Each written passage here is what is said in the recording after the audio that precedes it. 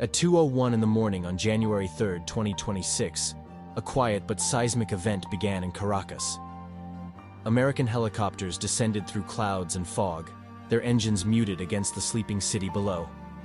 Within half an hour, Venezuela's president Nicolas Maduro was in custody, and control over $17.3 trillion worth of oil reserves, 303 billion barrels, had effectively shifted hands. The official story framed this as a strike for democracy, a rapid, surgical operation meant to protect the people and the principles of freedom. Yet history has a way of exposing the deeper architecture beneath such narratives. Because when an empire acts with this sort of urgency, when it seizes resources under the guise of morality or security, it is rarely about ideals. This moment was stage 4 in a 7-stage cycle that has repeated itself for more than 2,000 years. Rome, the Dutch Republic, Britain. Each followed the same inexorable sequence: a rise based on sound money, expansion, overreach, desperation, collapse. And now, the United States finds itself in the same chapter. To understand what truly happened that night, we must look not only at the helicopters, the arrest, and the oil, but at the pattern empires follow when their currency loses credibility. This is a story of predictable desperation. When leaders realize their paper promises are failing, they do what all empires have done. They go after hard assets. Imagine a former boxing champion who can no longer win a fair fight. To stay top dog, he must inject himself with performance-enhancing drugs, pay opponents to take a dive, and rely on borrowed equipment. He may still look imposing in the ring, but the fight is no longer his. It belongs to the creditors who own his gym, his gear, even his contract. That is the stage the United States has entered.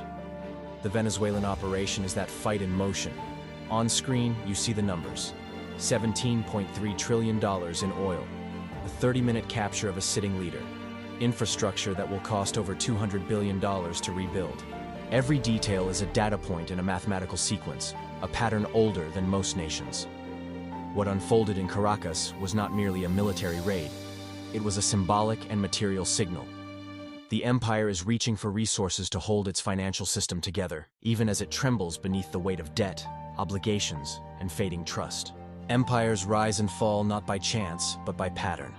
For over 2,000 years, every major civilization has moved through 7 predictable stages, a cycle as precise as the turning of gears in a clock. Rome, the Dutch Republic, Britain, and now the United States all followed this same rhythm. Stage 1.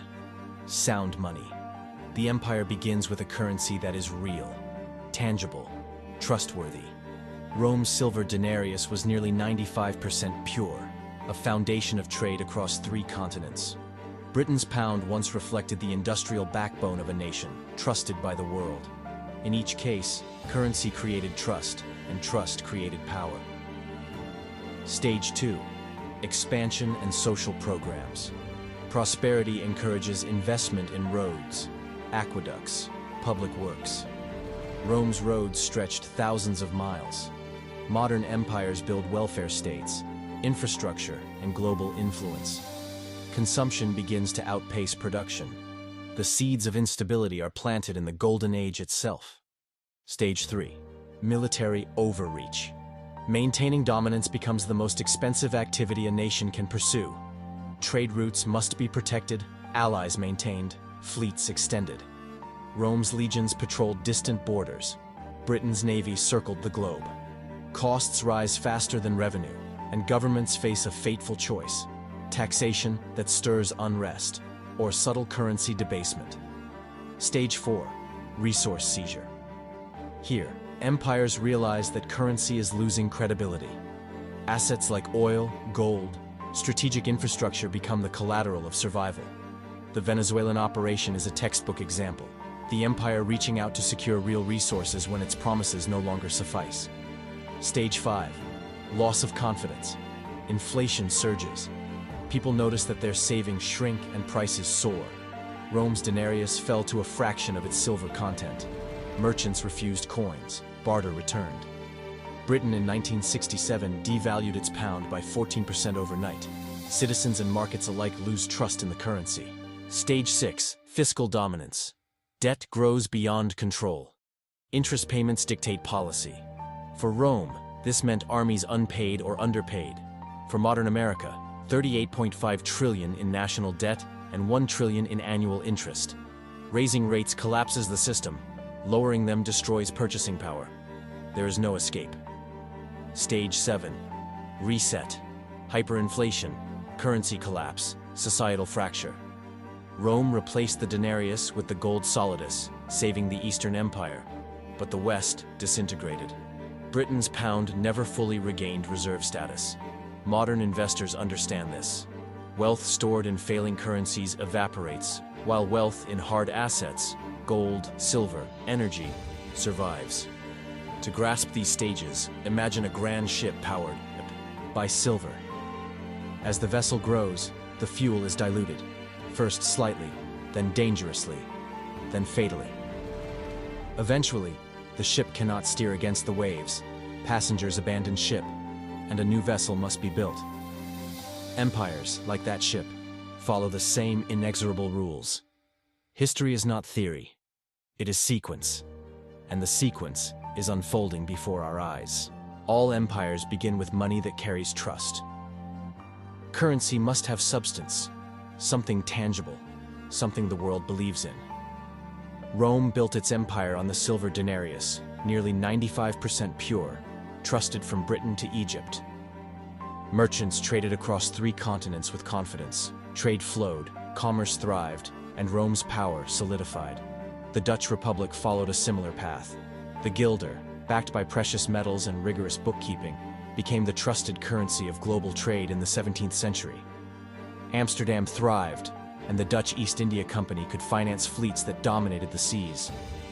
Trust in money built trust in institutions, and institutions built dominance. Britain then carried the pattern forward. The pound sterling, backed by industrial output and colonial trade, allowed Britain to become the world's financial and naval superpower. Factories, railroads, and ships moved goods and wealth, and the currency mirrored this productivity. Stage 2 begins when prosperity leads to expansion and social programs. Rome spent vast sums on roads, aqueducts, and public works, connecting its empire. The Dutch invested in canals, ports, and stock exchanges. Britain built railways, schools, and civic institutions. In the modern context, empires build welfare systems, infrastructure, and global influence, often funded by credit rather than production. But expansion sows the seeds of vulnerability. When consumption outpaces production, the state begins to live on promises instead of reality. Rome needed more coins to pay soldiers than it could mine in silver.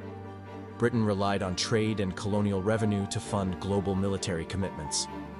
The US, today, expands social programs and global military presence, while the national debt grows toward $38.5 trillion. Think of an engine fueled by silver. At first, it powers a smooth, thriving vessel. Roads, canals, markets, all run efficiently.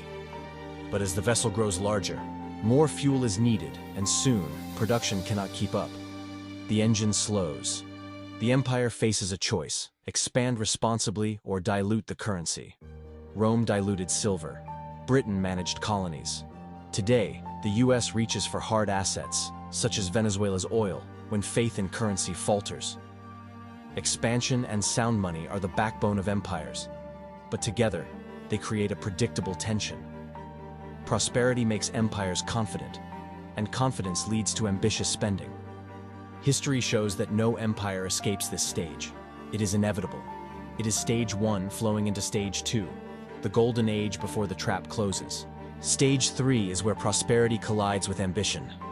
Maintaining an empire's dominance is the most expensive endeavor a nation can undertake. Rome extended legions across thousands of miles of roads, borders constantly under threat. Every province required garrisons, supplies, and oversight. The cost of sustaining power grew faster than revenue, forcing emperors to make subtle, dangerous choices. The Dutch Republic financed vast fleets to protect its trade routes and colonial holdings. Every ship, every port, every soldier was a promise of protection, and an enormous expense that depended on continued economic output and public trust. When revenue faltered, the state began to borrow and speculate, setting the stage for fiscal stress. Britain followed the same pattern, maintaining naval supremacy across oceans, defending colonies, and projecting global influence required enormous resources. After 2 world wars, Britain's debt spiraled, forcing multiple devaluations of the pound. Military commitments had outpaced what the economy could sustainably fund. The modern United States mirrors this historic trend. Global military presence, advanced weapons systems, alliances, and obligations consume hundreds of billions annually. The national debt, now $38.5 trillion, grows in tandem with these commitments. Interest payments exceed $1 trillion annually, a sum larger than many countries' entire GDPs. Every fiscal maneuver is constrained by these obligations. Rome fought legions, Britain commanded fleets, the US projects military might, all while the currency foundation wobbles beneath them. When the cost of maintaining dominance exceeds the means of production, empires face a dangerous choice: cut spending and lose influence, or find hidden ways to maintain the illusion of strength. Rome debased silver, Britain leveraged colonies. The US seeks hard assets, like Venezuela's oil reserves, to prop up a hollowed financial system. Military overreach is never just about soldiers and weapons. It is a direct precursor to the financial and political desperation that follows. Stage 4 is where desperation becomes action. When an empire realizes that its currency is losing credibility, it seeks hard assets, resources that cannot be printed, borrowed, or inflated away.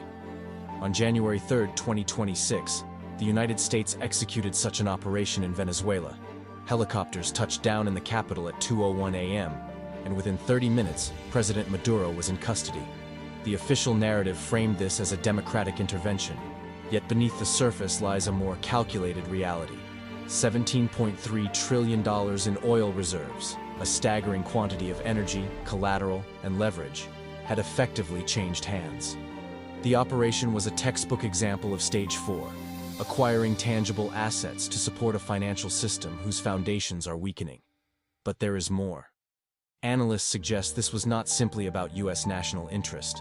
It was a negotiated transaction among global powers: the United States, Russia, China, and the Gulf Cooperation Council. The US military acted as the enforcer.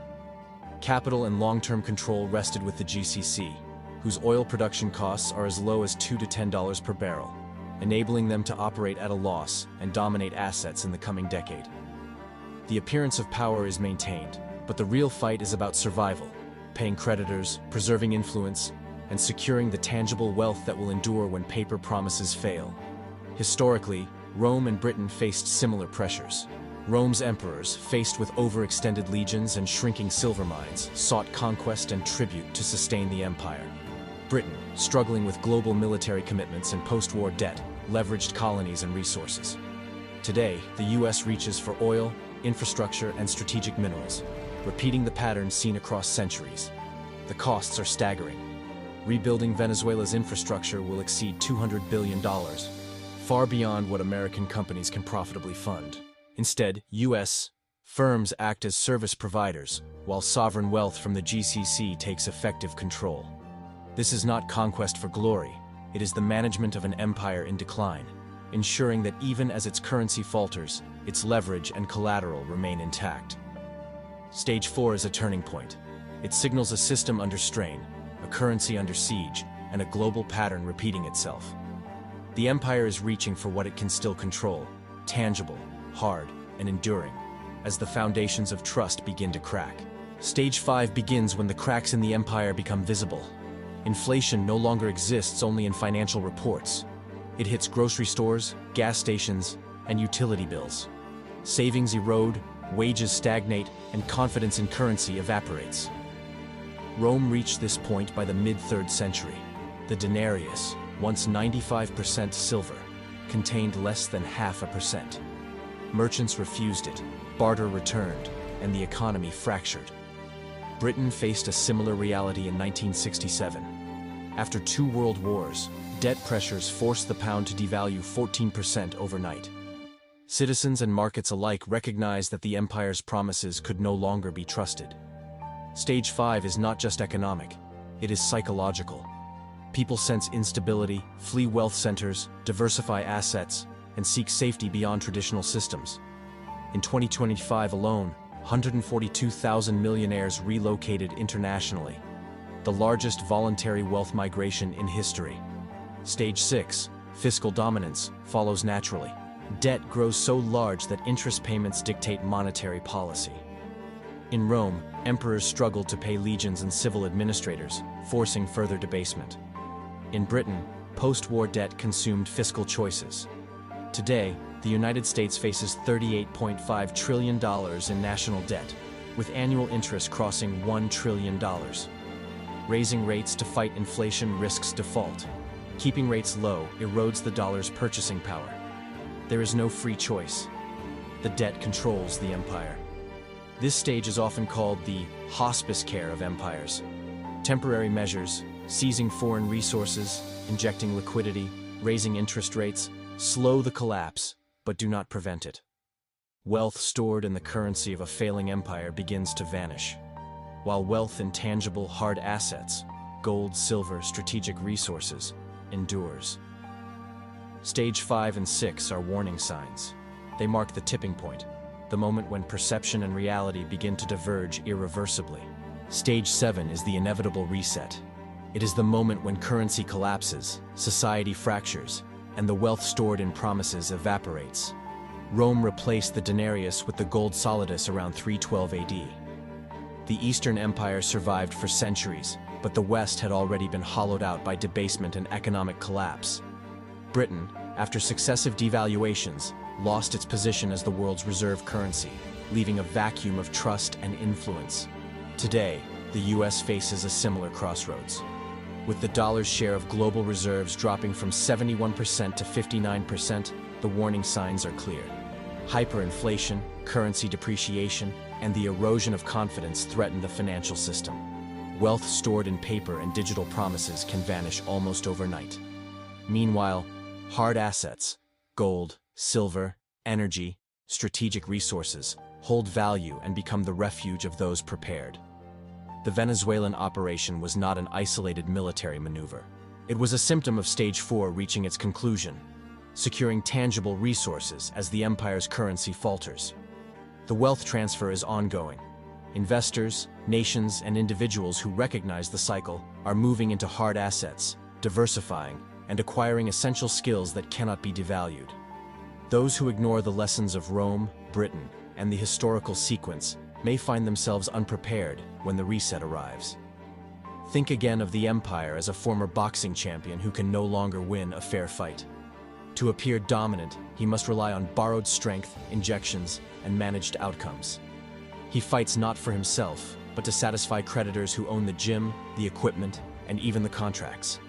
This is the reality of a Stage 7 empire. Appearances maintained, substance lost, and the final battle fought not in the ring, but in the vaults and marketplaces where real value endures. History is absolute. The patterns repeat. The empire rises on sound money, overextends, debases currency, seizes resources, loses confidence, succumbs to fiscal dominance, and finally resets. The choice for observers today is clear. Recognize the sequence, prepare, and preserve wealth in enduring forms. Or hope that this time, somehow, history will break its pattern. It will not. The reset is coming.